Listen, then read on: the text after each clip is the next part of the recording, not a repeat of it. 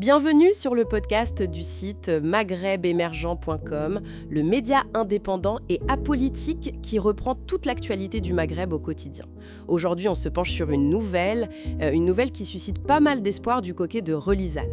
Il s'agit de la possible reprise d'activité de l'usine Sovac. C'est un site industriel important, vous le savez peut-être, qui était à l'arrêt depuis plusieurs années maintenant.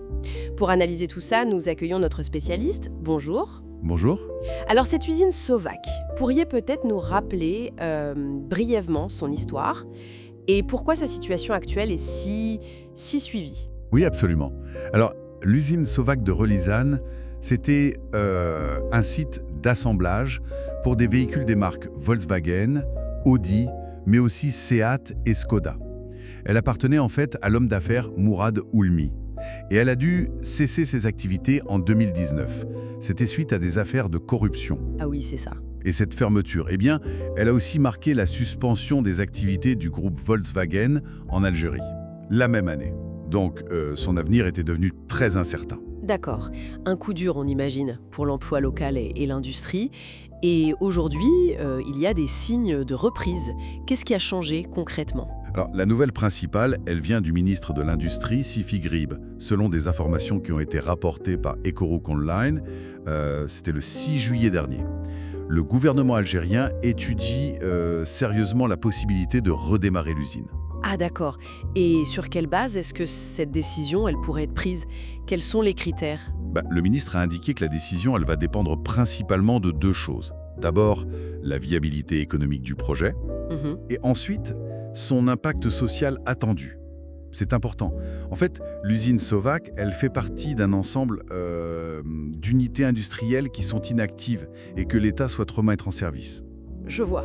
L'idée générale, c'est vraiment de réintégrer ces actifs non exploités dans le cycle de production nationale. C'est intéressant cette approche de réintégration des actifs non exploités. Mais le gouvernement n'est pas le seul à regarder ce dossier, n'est-ce pas ? On parle aussi d'acteurs privés ? Oui, effectivement. Le rapport mentionne que plusieurs industriels algériens ont manifesté leur intérêt pour le site. Ah oui ? Oui, ils y voient une opportunité, sans doute à cause des équipements qui sont déjà là, et puis de la localisation de l'usine aussi. Leur projet serait assez varié apparemment. Ça pourrait aller de la simple reprise de la production, comme avant, à de nouvelles initiatives. Donc on n'est pas juste sur une relance de l'assemblage automobile, peut-être. Et à Relizane même, il n'y a pas que Sovac qui est concerné par cette politique de relance. Non, c'est ça. Le ministre a mentionné que dans la wilaya de Relizane, donc la région, deux unités sont particulièrement visées. Il y a l'usine Sovac, bien sûr, mais aussi une cimenterie. D'accord, une cimenterie. Oui. Et pour les deux, la logique est la même. La réactivation est conditionnée à leur faisabilité économique et à l'impact social. Toujours ces deux critères. Bien, donc si on résume un peu, l'usine Sovac de Relizane, fermée depuis 2019 suite à des scandales, pourrait redémarrer. C'est une possibilité. Le gouvernement algérien étudie l'option en se basant sur des critères économiques, on l'a dit, et sociaux.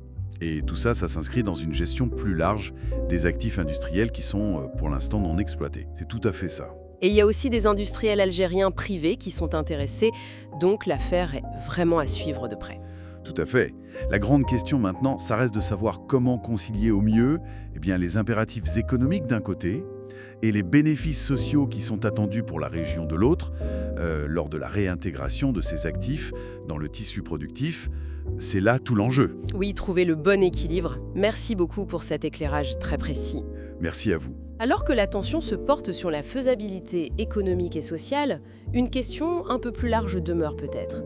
Comment faire en sorte que cette potentielle renaissance industrielle, si elle a lieu, ne soit pas juste une répétition de schémas passés, mais qu'elle marque plutôt le début d'une gestion, plus transparente et vraiment productive des ressources industrielles du pays.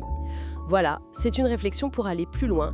Merci pour votre écoute et retrouvez plus d'actualités sur maghrebemergent.com.